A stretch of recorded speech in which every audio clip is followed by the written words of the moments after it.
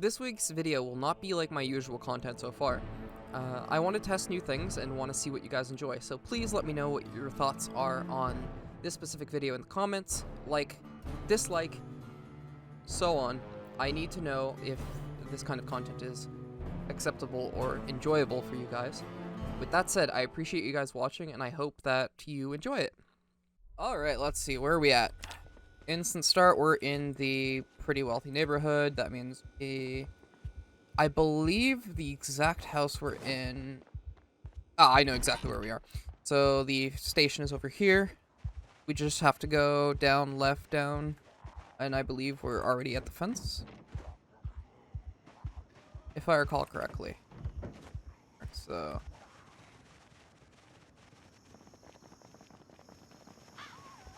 yeah, I believe it's right here. Yep, right there. And what's really nice about this area is all you have to do is walk over here, and we've lost everything that followed us. So all of this here can no longer follow us.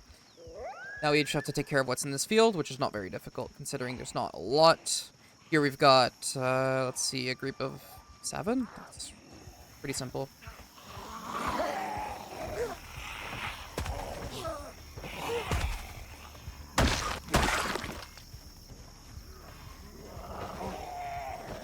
So,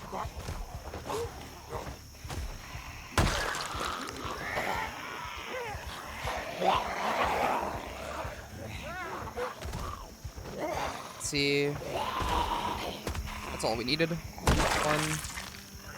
get her down, 2. Alright, so now we don't actually want to kill too many here. We want to thin it out so that it's enough to reasonably handle. But we don't want to get rid of too many because we're going to be trying to roll for keys. For those who don't know how keys work, it's very simple. Keys can only spawn on zombies that have died within a building. So, it has nothing to do with where the zombie is spawned, where the zombie will be heading. It has everything to do with where the zombie dies. You can grab a zombie from Rosewood, bring it all the way over to Louisville, and kill it inside of an apartment building, and it can drop you the Louisville key.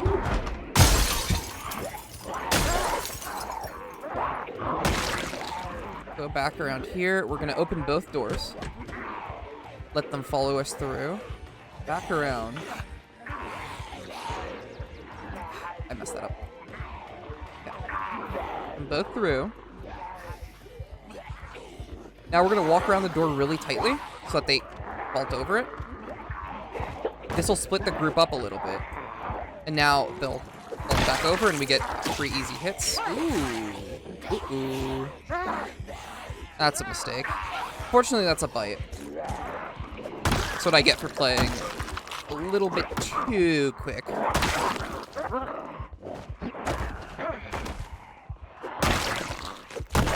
So, there I could have avoided the bite by actually not turning around. If I had felt that I was guaranteed going to get hit, all I had to do was not turn around. Unfortunately, we made this mistake, but as you can see, we got a key from here. That way you get in here very easily, and then you can grab any weapon that you want. We can go check for a bag real quick afterwards, after the fact, but for now, we're just going to stick with this. Often back here, you will find double holsters. We'll find backpacks, and if you don't find them here, there you go. Whip on back. There's the backpack I was speaking of. Now that allows you to put away anything that you don't need. Now, if you don't get a bag, worth noting, we have the fire station across from here. That's also a good place to get water and such. There is a water cooler inside and a bunch of sinks, obviously, at the police station, but the unfortunate aspect of that, when we're talking about the police station, is there is no food. There's no guaranteed food. The fire station always has guaranteed food. Now, when we're talking about dealing with zombies, we have the most powerful tool in our arsenal. Right here. And that is a fence. Fences are the crux of an aggressive player's gameplay. There's no reason not to abuse it. Fences are so beyond good. Anything that forces a zombie to vault, that includes windows also. Windows are fences in my eyes. Allow you to play way more aggressive than anything else in the game. So if you want to take over a place, you're looking for any kind of fence you can use. And even better than that, fences like these, wire fences, are unbreakable. Zombies cannot destroy them. It means no matter how many zombies vault over it, it will not break, allowing you to grab huge hordes like this, massive hordes, and bring them right over and easily eliminate a bunch of zombies. We're talking in the hundreds. Right now, I'm dealing with a small horde, so this horde is not very deadly and not very scary. We have more than enough ammo to take care of it. And this is with 0 aiming skill. So you'll see here, I'll show, my aiming is at level 1, right? We don't have any aiming skills. But that doesn't matter because fences ground your opponents. So when you jump over, you take a little jog, walk around, and wait for 4 zombies to jump, and then you get 4 kills.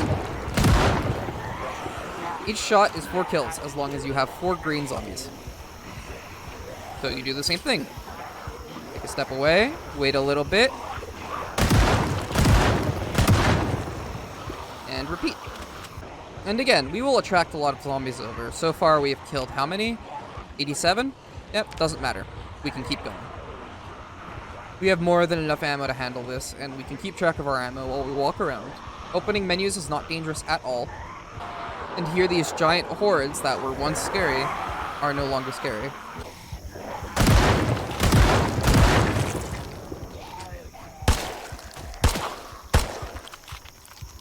And there you go. That's how to deal with 160 zombies within, what, 15 minutes? For those who are not aware, here's how to quickly swap bag types. Here you go. Drop a bag on the ground, swap to your bag, and hit loot all. That's how you very quickly skim through things. And you can hold shift and mouse wheel through bodies really quick to also do the same effect for bodies. Makes looting a lot faster overall than manually clicking on everything. If you want to be more ammo efficient because you're afraid of running out of ammo, for example, you walk around like this and fire. You don't even need to go that far. This is enough. This is how you stay extremely ammo efficient. Always aim for the head. Make sure to always knock them on the ground. And when I say aim for the head, we have to keep in mind this is a video game. The way that heads are designed in this game is very different from what you'd expect realistically. What I mean by this is to achieve a headshot, you only have to stand on top of their head. You do not actually have to be aiming at their head. This is a headshot. The slower you take things, the easier it is to not die.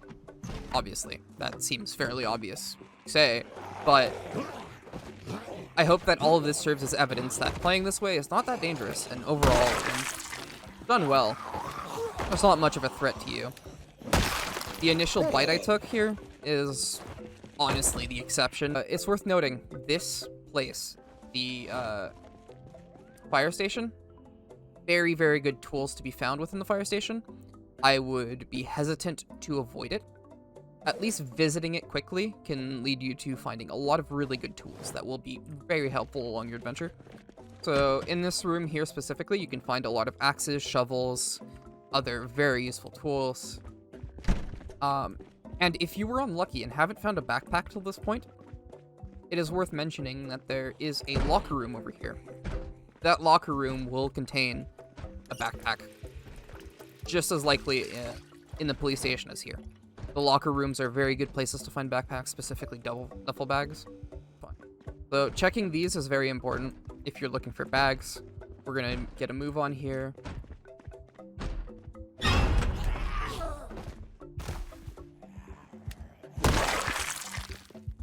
Right. As long as there's nothing behind the group is actually quite safe. Shoulder bumping into a group when there is a group behind them is significantly less safe. So do be wary of doing that.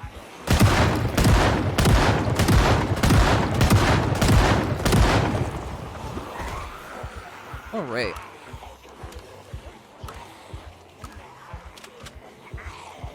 So we're currently out of ammo in our bag.